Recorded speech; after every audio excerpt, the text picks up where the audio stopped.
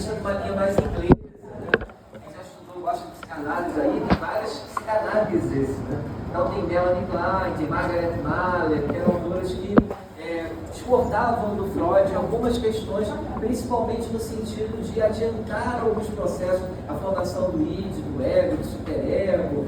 A Melanie tem para quem trabalha com criança, né, ela trabalha muito com a questão da ansiedade paranoide na criança, com a questão da criança que sai, né, depois do ventre, o choque desse momento. Ela tem muita contribuição pensando aí a subjetividade ou a construção do inconsciente na criança, com algumas diferenças em relação a Freud. Né? E Freud era aquele cara que ou soma comigo ou espalha, não tem meio termo. Ou está comigo e concorda 100% comigo, quem ousar discordar 5% não está mais com ele.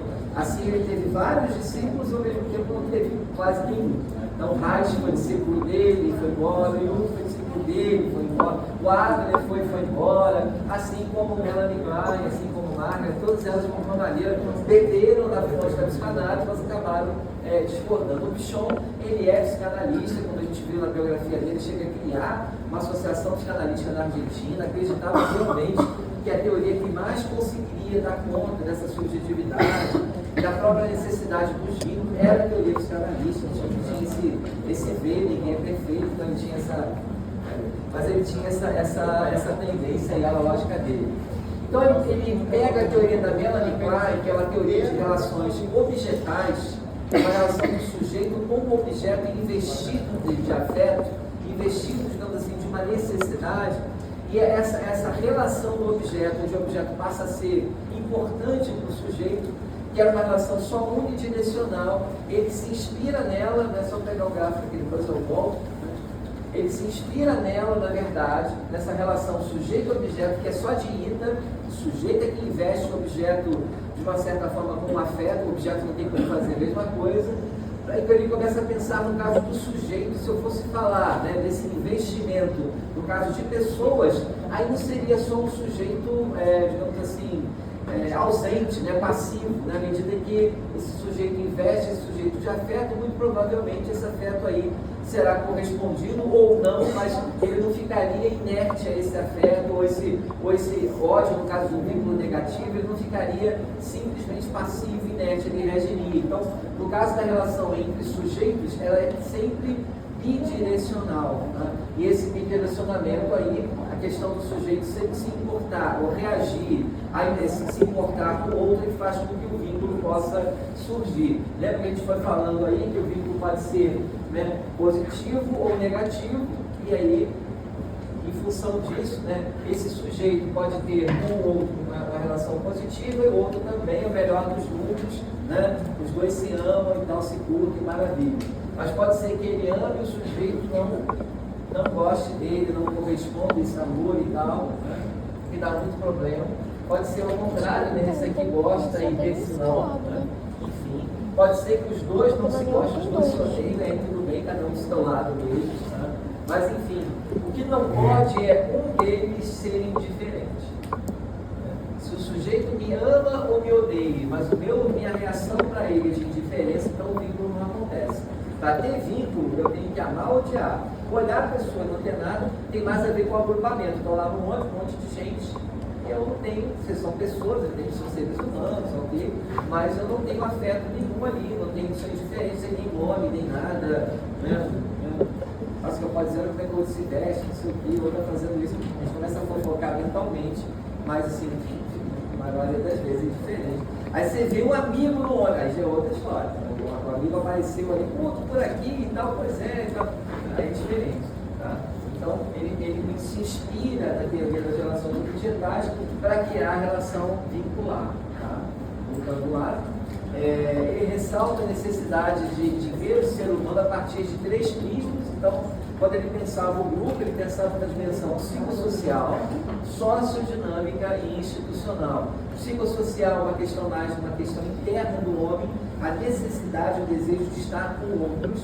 Sociodinâmica, a troca que é feita, a inter-relação que é feita, daí essa questão aqui, se psicossocial pode ser uma coisa mais vertical, minha, do que o sujeito do grupo significa para mim, e sociodinâmica, que a gente falou de horizontalidade, seja do grupo que se relaciona com o outro. Institucional é porque, dependendo da instituição, isso faz muita diferença. Se a gente está pensando nesses vínculos na família, na empresa, na igreja, no clube, nos vizinhos, enfim. A questão institucional tem a ver com esse local onde a coisa acontece e muitas vezes uma certa institucionalidade. Lembra que eu falei com vocês que o grupo ele pode se institucionalizar? O grupo começou com um grupinho, cara, o grupo foi ficando muito legal, resolveram formar uma ONG. Aí a ONG tem estatuto, tem regra, tem tesoureiro, tem não sei o quê. Aí já o grupo já não só é um grupo que se reúne e tal, mas você tem uma instituição que acaba se transformando numa ONG, num grupo operativo, uma coisa que tem uma certa institucionalidade, ou seja, tem uma regra de entrada, estatutos de funcionamento, enfim, nesse caso eu tenho institucionalização de algo que muitas vezes começa mais informal e que depois foi crescendo, foi ganhando forma, houve a necessidade de colocar algum tipo de limite. Então a institucionalização tem a ver com o local, mas também um pouco com o nível de interação. O grupo é tão forte que eles resolveram ser mais do que o grupo. Eles quiseram se tornar uma empresa, quiseram se tornar uma ONG, quiseram se tornar uma associação de moradores, né? Enfim, ou sei lá, alguma coisa tipo assim, uma coisa mais organizada, né? Uma associação dos torcedores do Fusão, alguma coisa assim, ou seja, né? O amor, a paz, o branco, a esperança, que une nesse mundo. Então, assim, as três dimensões presentes, então, mente, corpo e mundo, psicossocial, sociodinâmica e institucional, respectivamente. No exterior, quando eu penso instituição como local. Tá? A Melanie Klein, eu falei algumas fofocas dela, né? Ela meio que trabalha dentro da criança a capacidade inata do bebê de ter uma significação, uma interpretação da forma como ele se relaciona com o mundo à sua volta. Então ele consegue, pelo menos, dizer se algo à minha volta é ruim ou é bom, se me atrai ou me causa repulsa. Ou seja, de alguma maneira ele vai organizando as relações, né? Estou falando do bebê mesmo, organizando as relações à sua volta, pelo menos tentando diferenciar o que é prazeroso, o que não é, o que me causa vontade de continuar ou de parar em relação a alguma coisa. Por exemplo, o seio da mãe é o primeiro objeto, segundo a Melanie Klein, que a criança entende como um objeto bom, seio bom, ela vai chamar. Né? E o objeto ruim aí seria tudo que traria dor, amargura, solidão, etc. Aquilo que frustra, que causa dor e sofrimento. Né? Por exemplo, a ausência do objeto bom, de uma certa forma, também acaba trazendo isso. Aquela ideia do bom, né? Do mal como ausência do bom, ou do mal como ausência de bem, se você entender o que você está falando. Né? Então, a ausência da chupeta, que lhe traz prazer, né? Traz uma sensação de frustração, de maldade. Então, assim, pode haver um objeto mal ou pode haver a ausência do objeto bom ali presente. Tá? Então, ela estudou a dinâmica emocional da criança, né? Trazendo assim, o quanto o mundo à sua volta me afeta e o quanto ela, a partir daí, tenta interpretar essa realidade. Né? A primeira relação que a criança vive é através da alimentação, da criança da mãe, né? Que é uma relação de objeto parcial, não é total, né? Porque é como se de alguma maneira a criança não enxergasse a mãe inteira, mais o mamilo. Né? A partir daí a criança vai, com o tempo, ela vai entendendo que existe alguma coisa para além daquele objeto em si, que é um sujeito que é onde aquele objeto está integrado de alguma maneira. Né? Então, uma relação objetal começa parcial e com o tempo vai virando uma relação total. Tá? Também, de uma certa forma, o Chão se inspira nisso também ao dizer, né, que essa construção do vínculo, no primeiro momento, pode sim ser parcial. Né? Então eu a conheço e acho uma pessoa muito legal e tal, mas eu conheço ela como aluna. Eu não conheço ela como mãe, como esposa, né? Como cozinheira, enfim, ela tem várias dimensões que eu não tenho. Então, no primeiro momento, eu posso dizer que a minha relação com ela de vincular é um vínculo parcial. Quanto mais eu a conheço, mais eu vou passando por uma relação de um vínculo total, de um vínculo mais amplo. A gente se inspira para construir isso. Mas aí, nos primeiros anos de vida, né, desde que a criança sai do ventre, ela sofre desilusão, experimenta impulsos sexuais, como o Flávio vai dizer, em termos de libido, só que a libido aí é mais o que dá prazer, não sexo propriamente dito, angústia. No começo da vida, duas fontes de ansiedade para ela, uma fonte interna e outra externa, a gente falou disso. Essa fonte interna, né, tem mais a ver com uma coisa mais, o medo de perda, né, o medo do outro ir embora, o medo de estar sozinha, o medo de perder o seio que lhe alimenta, né? E a externa tem a ver com uma espécie de perseguição, dela sentir que alguém está querendo roubar, digamos assim, a mãe dela, a dona do seio bom. E nesse caso, uma das pessoas que aparecem como vilão é o pai, né? Que de uma maneira tira a mãe desse processo, é que a gente vai ver o complexo de Édipo, o pai do filho que quer matar o pai e ficar com a mãe de uma certa forma, né? A angústia do nascimento, para ela, é o padrão de todas as outras angústias, né? Essa angústia do nascimento é sair do ventre materno, vir a esse mundo, ele estava tão quentinho, escurinho, gostosinho, morninho, né? De repente aquela luz, aquela coisa toda, um monte de barulho, coisa que ela não entende e tal, né? Ela perde o estado agradável do uterino, né? E passa a lidar com a angústia, digamos assim, naquele momento. E de uma certa forma, a primeira interpretação é muito hostil, ou seja, e é hostil mesmo, se pega, tira, joga coisa no olho, dá aquela pancadinha se não chorar, né? Ou seja, o momento que isso vai de alguma maneira ser retornado, né? Que é importante que se tenha, é quando a criança vai para o colo da mãe ali, ele fica ali um tempo, de uma certa forma, como se estivesse ouvindo da mãe, eu estou aqui, né? Mamãe não foi embora, mamãe está aqui, etc. E interessante, quem fez comigo pensamento, linguagem, eu mostrei assim, enquanto a criança se acalmava, né? Com o timbre de voz do pai, o pai ia falando com ela, né? O papai está aqui, não sei o que, a criança se acalmava, né? Porque reconhecia aquele timbre como algo familiar, de alguma forma assim.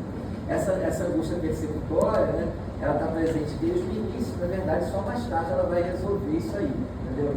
Essa fonte de ansiedade externa, esse medo da perda, e o medo da ansiedade interna que tem a ver com a pulsão de morte, né? Segundo ela, que atuaria no interior do organismo e que fundamentaria esse medo de não existir, né? De alguma maneira se perder e tal. Para Freud, não vai entrar muito isso, a gente vai viajar demais, mas o Freud define, digamos assim, a experiência humana a partir de duas pulsões que a gente carrega a vida inteira conosco. Uma pulsão que é de vida, de crescimento, de desenvolvimento, né? E outra pulsão que estaria ali dentro da gente é a pulsão de morte. Inclusive, a depressão seria uma forma de alimentar mais a segunda pulsão. É meio aquela parábola, né, dos dois cachorros, né, em que você pergunta qual vai ganhar a briga. Né? Um se chama calmaria, outro agitação. Quem você alimentar mais? Então, se a pessoa começa a alimentar mais esse lado da pulsão de morte, está lá dentro. Né? A gente meio que vê os jornais aí, fica admirado, né, com o absurdo de coisas que a gente vê como o ser humano é capaz de fazer. Né? Estuprou fulano, criança, arrancou a cabeça do fulano, jogou não sei aonde. Você pensa, como é que o cara consegue fazer? Dentro dele, o psicólogo sabe, ele tem dentro dele uma pulsão de morte. Se ele alimentar aquilo ali, ele pode alimentar esse impulso destrutivo, seja autodestrutivo, seja destrutivo do mundo à nossa volta. Eu trabalhei com educação ambiental um bom tempo na psicologia, a gente usava um pouco essa contribuição do Freud. Por que o homem destrói o meio ambiente? Porque a crise ambiental que a gente vive é gerada principalmente pela escolha humana. E a gente falava, olha, há uma pulsão de morte ali. Porque o homem não está no meio ambiente, ele é meio ambiente. Ele é parte integrante do meio ambiente. Ele é um mamífero, ser vivo, como tantos outros animais, só que ele é dotado de razão, os outros animais não têm. Então, quando ele destrói o meio ambiente, ele está se destruindo também. É uma espécie de suicídio indireto, ou como o pessoal de ecologia gosta de chamar, de ecocídio. É o suicídio daquele que eu sou a partir do meio ambiente. Né? E lembrando que quem precisa do meio ambiente é a gente. Na época da pandemia, o meio ambiente passou muito bem entregado, né? Sem tanto impacto ambiental, só não foi melhor por causa do lixo que a gente produziu, que não foi pouco nesse período. Mas tirando a questão do lixo, em termos de emissão de gases, uma série de coisas, esse período foi assim, quase um descanso, quase umas férias do meio ambiente em relação ao homem, que é o grande destrutor desse processo. Então, a gente explicava por que o homem destrói tanto o meio ambiente? Pulsão de morte, né? Há esse desejo dentro dele aí, que se fundamenta no capitalismo selvagem, etc., onde, em nome do dinheiro, tudo é possível, inclusive se matar, porque a pessoa não percebe que está tendo dinheiro, mas tem a ilusão de que eu vou gastar aquilo ali e tal, quando na verdade o meio ambiente pode acabar antes disso. Já haveria nessas primeiras experiências uma sensação de ideia de perseguição, destruição, aniquilamento e tal. Então, como eu falei, o nosso amigo Cristiano se inspira nela, traz essa questão e define a ideia de estruturação vincular. Para ele, não há como pensar em grupo sem pensar em vínculo. Entendendo que esses vínculos vão se fortalecendo com o tempo, provavelmente hoje você conhece mais algumas pessoas da turma do que quando estava no início. E se você se permitiu sair da casinha, né, não ficar só no teu grupinho, conversou com outras pessoas, esse círculo de amizade aumentou ainda mais. Então eu comecei a construir outros vínculos com outras pessoas com as quais eu não tinha nenhum contato. E quanto mais tempo, melhor para que isso aconteça. Né? Para ele, a unidade mínima de análise da psicologia social, essa ideia de como é que o outro se relaciona com alguém, é o vínculo. Quando eu penso em muitas pessoas, eu penso numa estrutura vincular, uma comunidade vincular. O grupo é essa estrutura. Quando eles fazem a dinâmica do barbante, eu meio que elucido esses vínculos, eu meio que trago para a visibilidade aquilo que está ali. É interessante quando você faz essa dinâmica chamar a atenção. O que vocês estão vendo digamos assim, apenas uma possibilidade, né, de ver essas relações. Porque assim, quando eu joguei para lá, eu poderia ter jogado para cá e eu teria um outro desenho. Uma outra, e as possibilidades são infinitas. Né? Mas o que é concreto e não muda? As pessoas que ali estão, o desejo de troca, de crescimento, né? A chance de que, de alguma maneira, alguém me reconhecerá e jogar um barbante para mim, e eu teria a chance de devolver esse carinho da abração da pessoa, se a gente fizer desmontando assim, tem outras formas de desmontar também. Mas essa para mim é que salva não só as pessoas, como o barbante também, que a gente vai enrolando e tal, porque se realmente for todo mundo parar ali, um abraço, deve ter o negócio todo, não tem como a gente desembolar aquilo ali inteiramente. O vínculo configura, portanto, a estrutura dinâmica do grupo, que é uma questão que ela prova assim, a questão de estática, no grupo nada é estático, num contínuo movimento acionado por motivações psicológicas, cujo resultado é uma conduta que tende a se repetir. Então, algumas coisas boas que eu vou mantendo, está virando uma rotina no grupo, né, as coisas que funcionam, e outras que talvez, né, vão ser meio que testadas no grupo, e se não derem certo, eu vou repetir. Uma brincadeira, um tipo de interação que não foi legal, não deu certo, e eu percebi que o outro não gostou, então eu não vou manter de uma certa forma. Né? Para ele, a psicologia social não é o indivíduo, para ele, a psicologia social é a própria psicanálise que deveria estudar os vínculos. Ou seja, é como se ele dissesse assim: o terapeuta, ele não deveria estudar o sujeito, mas a estrutura vincular que ele tem, ou seja, a relação dele com ele mesmo, o vínculo auto-vínculo, né? O vínculo com o outro, o vínculo com a família, o vínculo com o trabalho. E ao estudar essa estrutura vincular, eu conseguiria dar conta de muita coisa. E aí, uma das formas de estudar isso, de promover uma psicanálise na ótica do Fouchon, seria através da dinâmica de grupo, dos grupos operativos, onde eu consigo ver essa estrutura vincular, consigo, de alguma maneira, aprender com esses vínculos, crescer com esses vínculos. Mas, sobretudo, o papel de terapeuta, de mediador, estudar esses vínculos com as pessoas, que ele vai trazer com os papéis que ele representa, com ele mesmo, é bem interessante. O vínculo interno funciona muito dos aspectos visíveis e externos e visíveis da pessoa, à medida que esse vínculo, de uma certa forma, vai acontecer aquilo que ele falou do ponto invertido, né? A construção desses vínculos vai fazer com que, de uma certa forma, o latente venha à tona. Lembra dos grupos operativos? Né? Muita coisa que é subjetiva, na medida que a gente vai trocando, se relacionando, a tendência é que isso vá vindo à tona e ele fique mais exposto, digamos assim, né? Acaba sendo mais vivo. Né? A partir da perspectiva de que toda a psicologia é social, né, o Pichon constrói a teoria do vínculo baseado nessa ideia de esquema referencial fundamental e básico, né, definido como esquema vincular e intravincular. Esse ERFB, né, ele vai dizer o seguinte, né, uma das coisas essenciais para conhecer alguém é conhecer esse esquema referencial fundamental e básico, que é, em última instância, os primeiros vínculos construídos por alguém. Os primeiros vínculos construídos pela criança ainda na vida uterina com a mãe, depois os primeiros vínculos com o pai, com a família, ou seja, os vínculos originais, a gente pode pensar assim.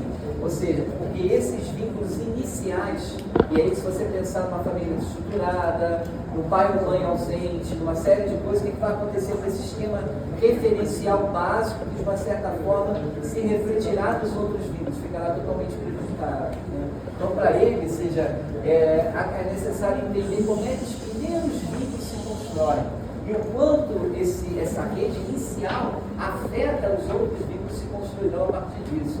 Se o vínculo com a mãe, com ele, for um vínculo de rejeição, né, muito provavelmente ele vai ter problemas com relação a conseguir dar chance ao outro, de não ter medo de ser rejeitado também. E mesmo quando ele consegue alguns vínculos, há sempre muitas vezes a relação ainda vai voltar nela ali, claro, desse medo de perda, de que de alguma maneira o outro irá embora, de que eu não terei a atenção do outro, de que esse vínculo com o outro é um vínculo, como é que eu vou dizer assim, frágil, né, que pode se arrebentar a qualquer momento, enfim, né? O vínculo faz parte da nossa vida, da vida uterina, começa a relação com o mundo externo e interno, a gente estabelece vínculos com as vozes, os familiares. Em caso que o parto traz algumas complicações, a criança pode sim ter a primeira depressão, mas o próprio sair, mesmo que o parto seja normal, o próprio sair do ventre já é um primeiro choque ali, diante de alguma coisa que ele já acha que ele está perdendo ali. E tá, esse útero materno nunca mais ele vai poder ter esse contato ali, né?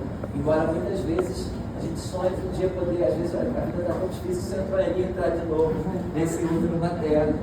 E de uma certa forma, né, pensando numa comparação aqui, o que é o consultório, né, do psicólogo, do terapeuta? É uma espécie de útero, né? A ideia de luz rebaixada, de um lugar confortável, de um lugar de confiança, onde você pode falar e ser o que você quiser, porque você não vai ser julgado, como no útero você não é. Então, há uma volta ali de alguma maneira, como se a gente retornasse na ótica da Melanie ao ponto original, para que a partir dali os vínculos possam ser reconstruídos. Estão entendendo aí a profundidade? É como se de alguma maneira na clínica eu conseguisse refazer alguns sistemas diferenciais básicos que de alguma maneira foram perdidos. Tá? O grupo, de uma certa forma, também é uma forma dessa reconstrução, onde eu vou me permitir um grupo menor, mais próximo, às vezes com os mesmos problemas do terapêutico de luto, ou de compulsão, ou de alguma coisa, as pessoas tendo as mesmas dificuldades, e juntas, assim, confiando no outro, construindo o primeiro vínculo, coisa que talvez eles tiveram dificuldade lá atrás. Tá? Gente, isso é a teoria da Melanie, vocês não têm que concordar, né, discordar. Estou falando com você, nem é a minha praia, eu trabalho nem com psicanálise, mas estou trazendo, tentando trazer para vocês como é que o Pichon foi muito influenciado aí por essa leitura. Né? Daí ele vai trazer a patologia, né? Ele vai dizer que não existe só tipos de vínculo, que as pessoas vão estabelecer vínculos diferenciados com os outros, né? Que o vínculo, lembrando que o vínculo também pode mudar. Eu posso começar a ter um vínculo positivo com ela, mas aí eu descobri, vamos lá, perfeito, alguma coisa ruim, é flamenguista. Aí já começa a descobrir para mim, questionar o meu vínculo inicial, aí eu já começo a repensar o processo, entendeu? Aí no dia que eu falei com ela, não falou comigo, pronto, o vínculo positivo começa a virar rapidamente um vínculo negativo. O que você é? Não, só confirmo que você já estava alimentando sobre mim. Que começa, mas às vezes começa sem eu ter esse questionamento todo, e depois a gente vai conhecendo aquele vínculo que deveria ser total, mas ele começa a ver outras partes que talvez sejam mais complicadas aí. O próprio delírio, ele vai dizer que o delírio, na verdade, emerge de uma doença mental onde o sujeito tenta resgatar aquele esquema referencial básico e não consegue. E ele começa, de uma certa forma, a delirar que a família terá que me dar aquilo de volta, quando, na verdade, ele vai ter que descobrir aquilo dentro dele mesmo. Ou seja, se a pessoa não busca na terapia, ele vai tentar compensar de outra forma, em outras palavras, como o Pichon começa a trazer complicações, né, de ordem e tal. Algumas características do vínculo aí. O vínculo na condição de sobrevivência, que ele vai dizer, sem vínculo a gente não vive, um homem do sexo social, por exemplo, um recém-nascido, né, ele precisa de alguém que o ame, que o apoie, que o amamente, etc. Então, desde o início da nossa vida, o vínculo é a condição de sobrevivência e ele continua depois, porque eu tenho essa necessidade de ser querido, de ser ouvido, de ser acolhido, né, de ser amado, e de também acolher e amar também. Em todo vínculo existe circuitos de comunicação de aprendizagem, né? Ou seja, o vínculo vai ser construído através da comunicação, evidente, e pode haver falhas nessa comunicação que comprometam esse vínculo, tá? Aí ele vai falar de patologia do vínculo, ou seja, vínculo que de alguma maneira é patológico. A relação que a gente tem, por exemplo, né, com alguém numa relação doentia, tóxica, é um tipo de vínculo? Mas é um vínculo que faz mal, um vínculo patológico. E no caso de algumas doenças, por exemplo, a pessoa que tem uma necessidade de estar com o outro nessa questão da relação, mesmo medo de perder o outro é maior do que continuar apanhando, continuar a ser desrespeitada e tal. Então, isso tem a ver com o vínculo que é patológico, né? E na comunicação, na aprendizagem, a comunicação deixa de existir e a aprendizagem só faz ela perceber que ela deveria sair dali. O vínculo é uma estrutura complexa que envolve uma triangularidade, que a gente vai dar uma paradinha aí. Né? Essa triangularidade é aquilo que a gente falou lá no início, é a questão da mente, né? Do corpo e do mundo à nossa volta. Esses três itens estão se relacionando. Vamos dar uma paradinha para a gente respirar? Vamos dar uma